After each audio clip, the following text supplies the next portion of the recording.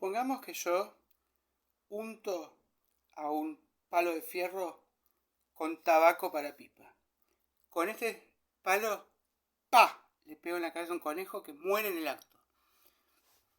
Demostré lo malo que es el tabaco, científicamente. Por supuesto que esto es una caricatura, pero es para ilustrar en qué medida, con qué facilidad se puede dar un barniz de cientificidad, sobre todo si uno pone muchos números, mucha estadística.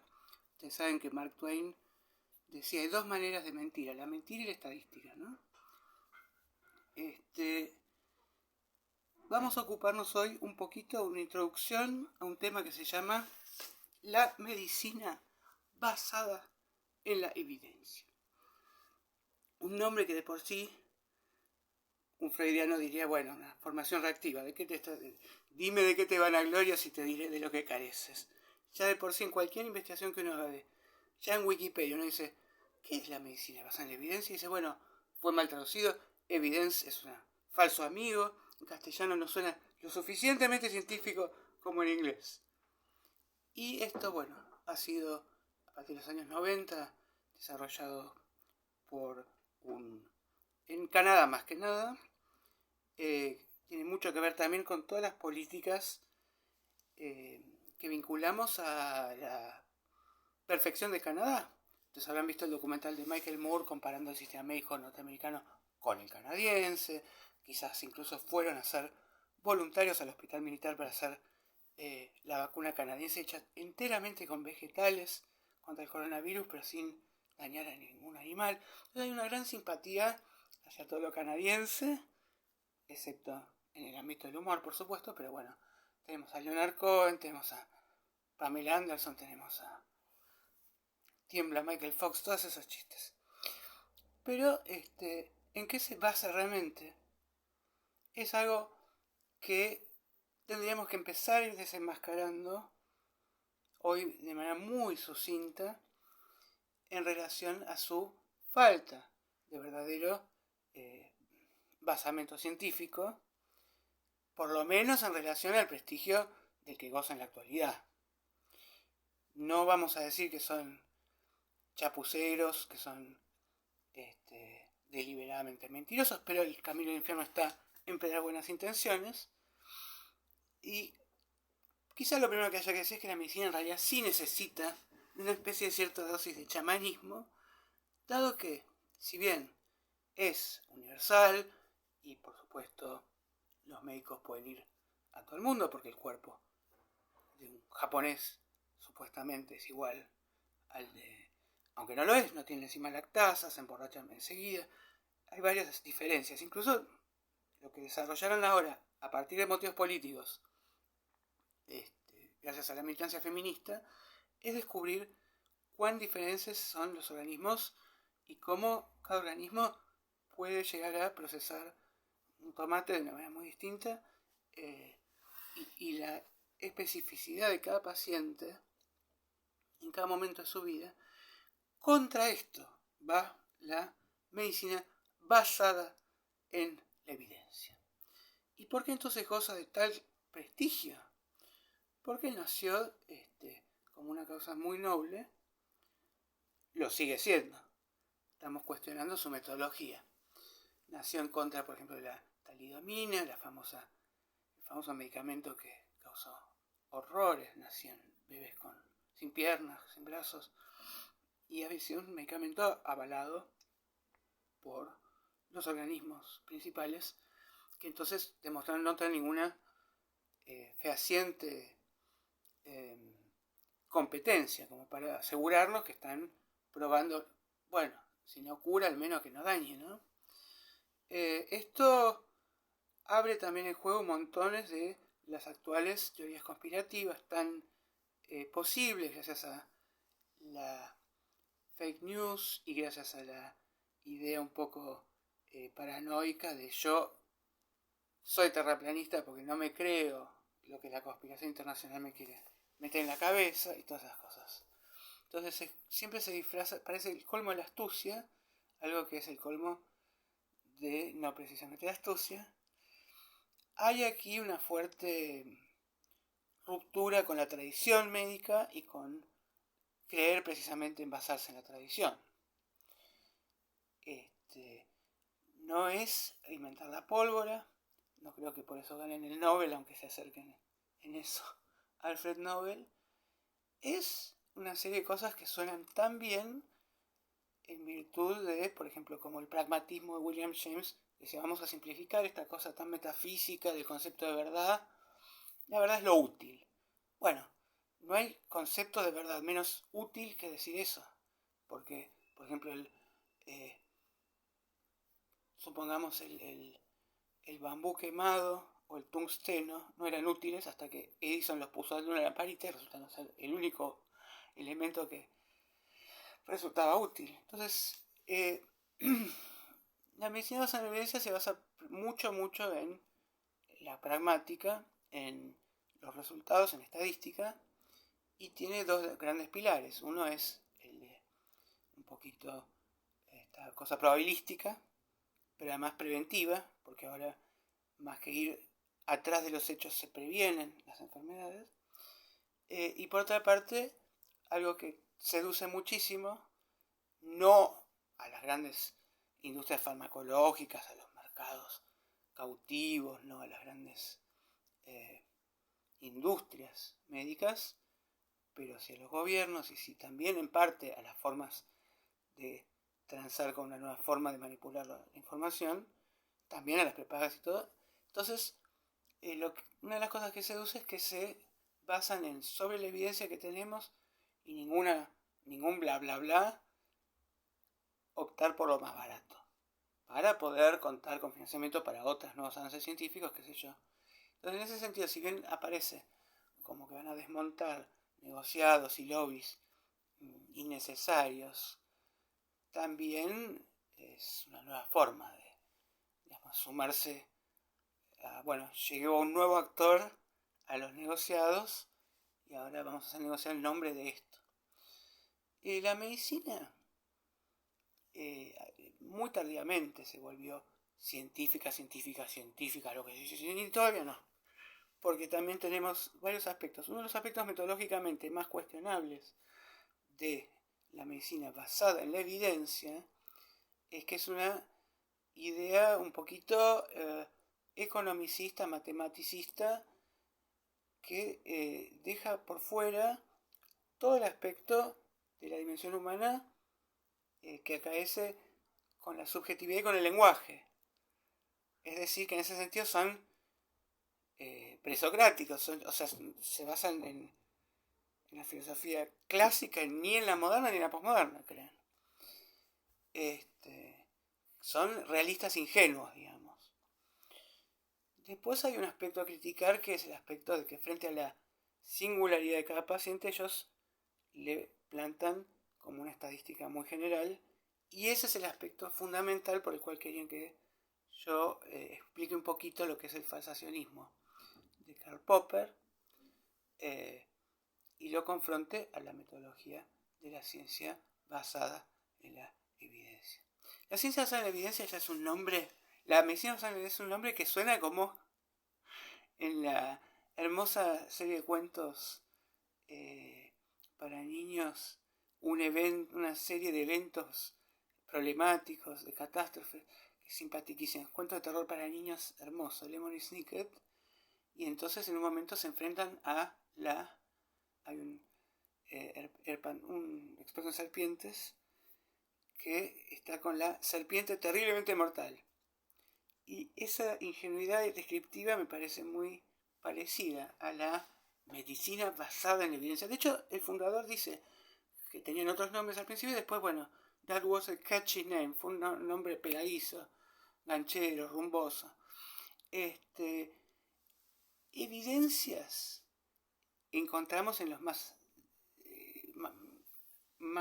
crasos ejemplos de anticientificismo. Por ejemplo, Aristóteles, que fue maestro de Alejandro Magno, recorre con él en una de sus expediciones la guerra y deduce, mirando, que la sangre en la cabeza del soldado es más caliente que en los pies. Esto, por supuesto, si luego de que muera el soldado se verifica científicamente con sensores, tuvo razón. Ahora bien, lo que yo básicamente quiero decir es, siempre en cada época hay una especie de dialecto de la cientificidad. En la época de medioevo todo tenía que tener siete brujas, 7 mares.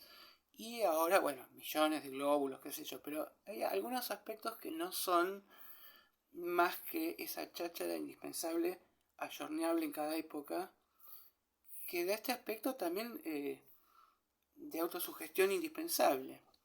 Para curar a una persona está su cuerpo, pero también hay un aspecto que tiene todavía una gran dosis de misterio y no ha sido posible determinar a ciencia cierta por qué determinadas personas logran tener un ánimo y una serie de valores y cómo estos además se ven plásticamente influidos por determinadas sugestiones, por la fe.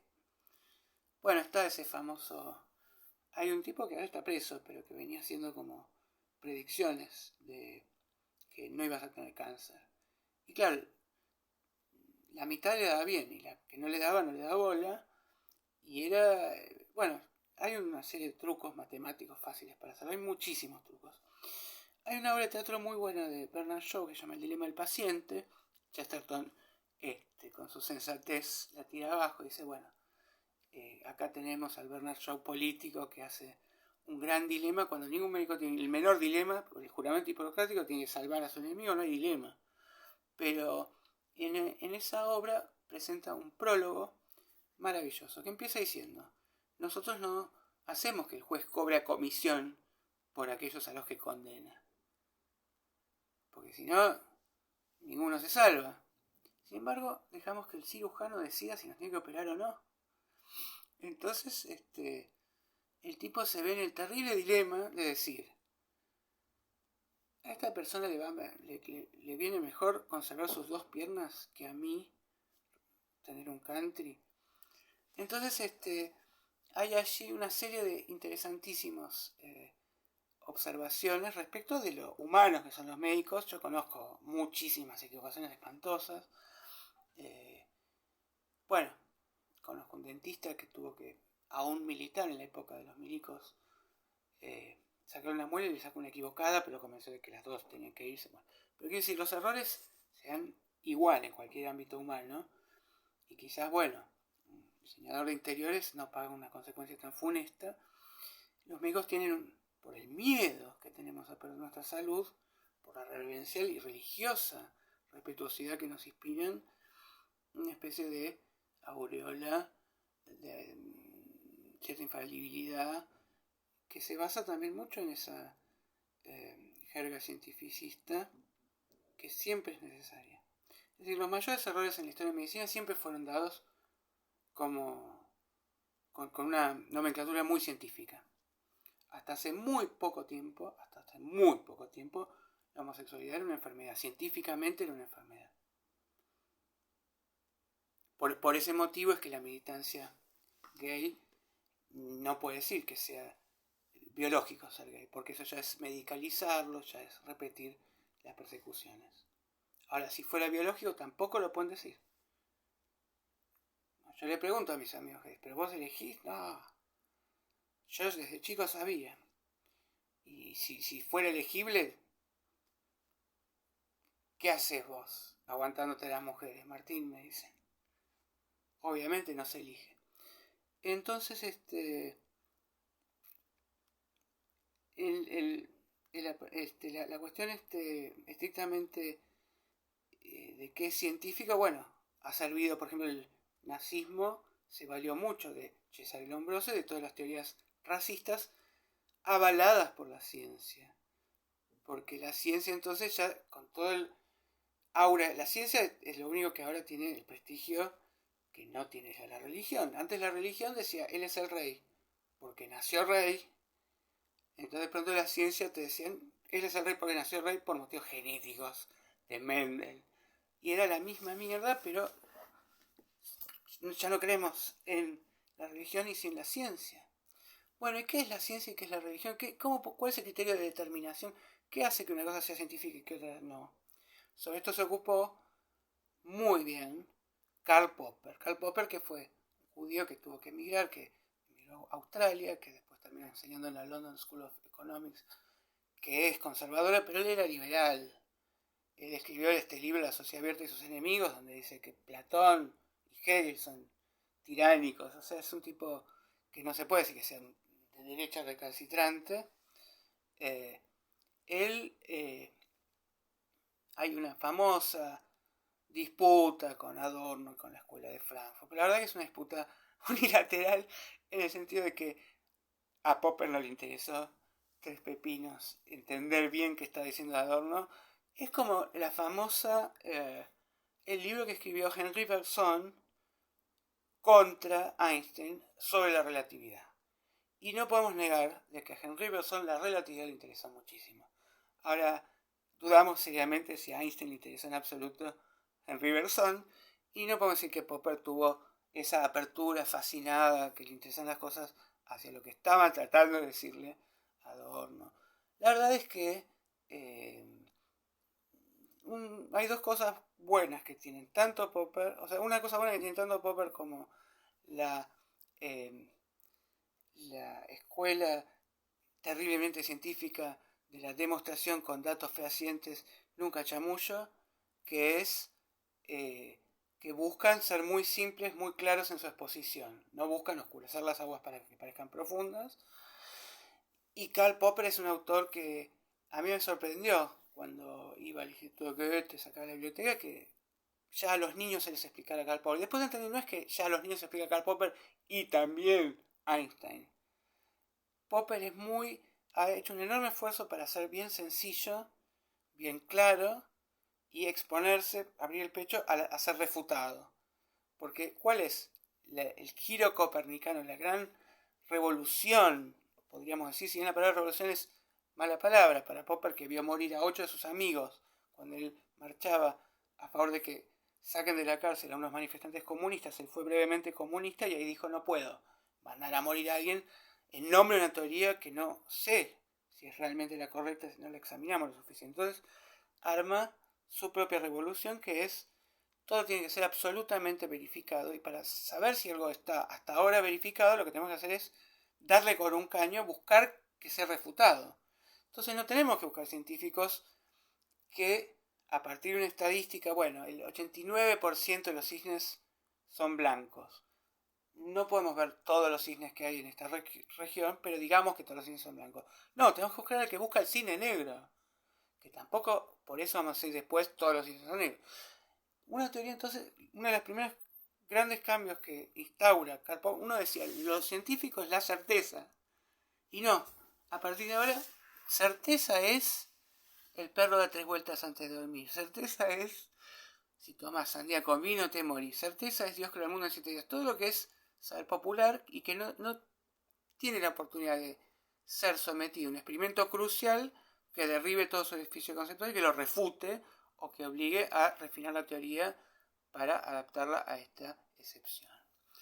Es famoso, ¿no? El dicho de Cicerón: exceptio probat regula, la regla que prueba la excepción. La excepción que pone es muy famoso, como lo decimos cotidianamente en el ser popular, decir: es la excepción que prueba la regla. Originalmente quería decir: el hecho de que exista una excepción demuestra que existe una regla y lo importante es la regla. Pero Popper diría: si hay una excepción, ya nada de la regla sirve. Busquemos la excepción. Hasta que no encontremos la excepción, decimos provisoriamente esto es verdad. Provisoriamente, bueno, provisoriamente consideramos que no se generan nuevas neuronas. Ahora sabemos que sí. O sea, toda la maravillosa discusión que él tiene con Eccles acerca del cerebro, siendo él en ese momento, como todo el mundo, funcionalista, ya no se sostiene, pero es, digamos, imposible refutar a un tipo que dijo: todo lo que yo diga es refutable, es provisorio. Lo estoy diciendo ahora y dentro de 200 años se van a caer de risa, miren la boludez que creían. Entonces, esa idea de la provisoriedad de un saber no aparece en la medicina basada en la ciencia empírica de Galileo. Eso no aparece. Otra cosa que podemos criticarle es la inducción, ¿no? La inducción, que para Popper no es realmente bien científica. Y esto exageradamente lo dice Chesterton en Ortodoxia, donde dice, no, bueno, no sabemos si hay una ley física necesaria por la cual el sol sale por el este. Tal vez Dios es un nene al que le encanta que le cuenten la misma historia cada día, ve salir el sol y dice, qué lindo, hacelo otra vez, más de eso, cada día. Y Hume, para refutar la noción misma de causa, con deliberadamente el ejemplo de las carambolas del billar, que no son casuales nunca, ¿no? También dice que solo podemos decir desde el punto de vista científico que hay una mera sucesión de hechos, pero no podemos decir que haya una ley necesaria, una causa.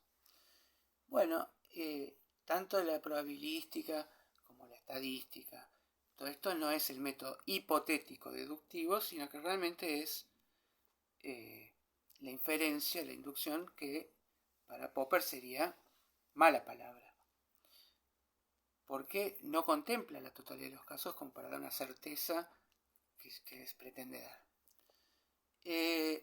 Otro de los aspectos que podríamos tomar en cuenta es uno de los que menos, esto Gregorio Klimovsky tampoco lo explica, uno de los aspectos que Popper dice pero que no se ha tomado tan en cuenta, y es que no se basa realmente en los hechos, la ciencia, sino en las ideas, es teórico. Después vamos a ver con los hechos si podemos comprobar, pero el aspecto teórico del cual partimos, eso se tiende a soslayar. En todas las explicaciones que yo he visto sobre Karl Popper, se tiende a olvidar que él dice, nosotros partimos de una conjetura que tenemos que tratar de refutarla. Es una conjetura, pero esa conjetura, ¿dónde la armamos? En nuestra cabeza, en base a nuestros conocimientos, con, digamos, herramientas, con instrumentos simbólicos de nuestra propia cosecha. Y entonces, desde ese punto de vista, él así es como, por ejemplo, logra lo que nunca había logrado ningún filósofo, que es refutar el solipsismo. Porque hay muchísimas, ¿no?, posibles posturas, posiciones filosóficas. Una es decir, yo estoy solamente en el mundo, yo, el único individuo de todo el planeta, de todo el universo, sueño a todo el resto. Y eso es irrefutable. ¿Cómo me lo refutas? Y entonces él, en un concierto que ve a un director que le encanta cómo toca, y él llora y dice, no sé cómo esto salió de mí, esta música la compuse yo, pero lo siento que la compuse yo, y bueno, arma toda una brillante refutación del solipsismo. El solipsismo, Bertrand Russell dice, estoy convencido de que es la filosofía posta. Qué raro que los demás no crean también en ella. Y después cuando le dicen, sí, es la filosofía posta, dice, sí, yo también lo pienso, pero bueno, es solo la opinión de un tipo. Tampoco es que todo el mundo... Bueno, hay muchas paradojas divertidas que se pueden hacer. Yo pienso que entonces no conviene tratar de refutar desde la escuela de Frankfurt la medicina recontra archimega científica, no como las otras, sino con Popper mismo. Popper mismo hubiera objetado varias de las cosas. Sobre todo hubiera objetado que se buscan reglas universales que son de inferencia, como dijimos, inferencia de la lora, pero además, digamos, a partir de Popper se empezó a buscar no a los científicos sensatos, racionales, lógicos, intuitivos, porque después de toda la ciencia nos ha revelado cuán antiintuitiva es la realidad. Entonces, si fuera intuitiva, diríamos, tenemos dos corazones, después de todo hay dos pulmones, yo puedo deducir fácilmente. Entonces, se empezó a buscar a los loquitos, a los delirantes. Y Einstein llega a la relatividad porque él ve que Mercurio no aparece tal como lo esperaban de acuerdo a la matemática newtoniana, y dice, esto debe ser porque la luz del Sol ejerce su propio desvío, curva la luz de Mercurio. Esto vamos a darnos cuenta, si yo tengo razón, en el eclipse de 1929 vamos a poder medir cómo llega la luz de Mercurio cuando no está el Sol interfiriendo, que se meta en sus asuntos propios pero no esté ahí jorobando, y cuando sí, porque yo tengo razón, vamos a ver claramente tal desvío. Miden tuvo razón. tuvo razón. Esto lo mide el famoso inglés. Empieza con E, no me sale ahora la palabra, no me importa. Porque si hay algo que pasa en la ciencia es que no importan los nombres, son artistas. Si no hubiera nacido Rilke, no tendríamos sus poemas. Si no hubiera nacido Einstein, tendríamos la relatividad. Entonces, Eddington. Entonces, lo que dice Popper también, que no es científico. Y bueno, Marx no es científico. Marx no dice en ningún momento, hagan como hizo Einstein con el eclipse. Bueno, dígame, si tal el levantamiento de las comunas no genera la revolución comunista, me retiro, no sé nada, no dije nada. No hay nada que refute a Marx. Y Freud no es científico, porque vos tenés negación. No, no tengo negación. ¿Ves? Estás diciendo que no, quiere decir que sí. Todo lo confirma. Entonces, lo que define la ciencia es su falsabilidad. Y no es científico Freud, no es científico Marx. A pesar de que es enormemente simpático para Popper. Ya vemos desde el comienzo mismo que era marxista, después le costó muchísimo. Además, así como decir que el nazismo, fascismo hay que luchar, también hay que luchar contra el comunismo. A todos nos cuesta más, porque todos podemos abrazar esos ideales, ¿no? Podemos criticar la forma en que se llevó a cabo. En cambio, todos estos, este tipo de filósofos que Ricoeur llamó maestros de la sospecha, que no son de laboratorio, sino que buscan cambiar la sociedad, les simpatizan muchísimo. Entonces, el Freud que lee a Feuerbach, que lee que digamos la religión es una construcción que necesita la infancia, la humanidad, todo esto no deja de parecerle bárbaro. Klimovsky dice después que él busca la refutabilidad, pero cuando lo refutan se reenoja, pero él se refiere a las disputas estrictamente teóricas con Lakatos y con Kuhn. Justamente el libro de Kuhn, La estructura de las revoluciones científicas, se parece bastante a este fenómeno de la medicina basada en la evidencia. ¿Por qué? Porque hay muchos intereses políticos en juego que permiten que esta sea como de alguna forma la más factible, la más simpática, la más asequible de las actuales formas de paradigma científico en la medicina. Y entonces son factores que no tienen que ver con los hechos puros y duros, sino con aspectos sociológicos, ¿no? Bueno, vamos a tener que dejar ahora porque tiene que ser siempre relativamente breve. En definitiva, nos estamos adentrando al estudio de la llamada medicina basada en la evidencia, que tiene muchísimas bondades porque se enfrentó a este estudio de la Organización Mundial de la Salud en contra del consumo de carne roja y logró popperianamente refutar que la carne roja produzca cáncer, mostrando todos los otros factores que están interviniendo y la insuficiencia de evidencias para afirmar esto. Y sabemos que esta manga de burócratas de la Organización Mundial de la Salud muchas veces incurre en errores, por llamarlos de buena forma, y no pensar que están involucrados en la cantidad de dinero que ganaron, por ejemplo con la leche materna Nestlé, diciendo que la aureola del pezón produce algo malo para el bebé y demás. La medicina siempre va a estar unida entonces también a montones de nuestras necesidades y temores, y por eso Jenny McCartney, la ex esposa de Jim Carrey, que tuvo un hijo autista, culpó a la vacunación obligatoria, generando todo un negociado alternativo, pero que no tiene ninguna evidencia científica. Entonces, todos estos aspectos hay que tomarlos en cuenta. Y siempre el anticientífico te va a hablar en nombre de la ciencia, así como el terraplanista te va a decir que te va a dar un montón de datos. Hay datos de cómo Stanley Kubrick filmó el alunizaje. O sea, tampoco debemos pensar que el que se engaña a sí mismo inocentemente o el que realmente ha logrado generar, como la ciencia cristiana, una forma de convencer a los demás deliberada, se va a ahorrar la cuota de datos puros, de Excel y de información. Eso igual no debería impresionarnos. Para darnos una idea de esto y de que es absolutamente imposible prescindir del aspecto racionalista previo al empirismo, a ir a la experiencia y a examinar las cosas en sí mismas, tocarlas y medirlas, no podemos partir sin una pequeña dosis mínima de deducción y pensamiento propio.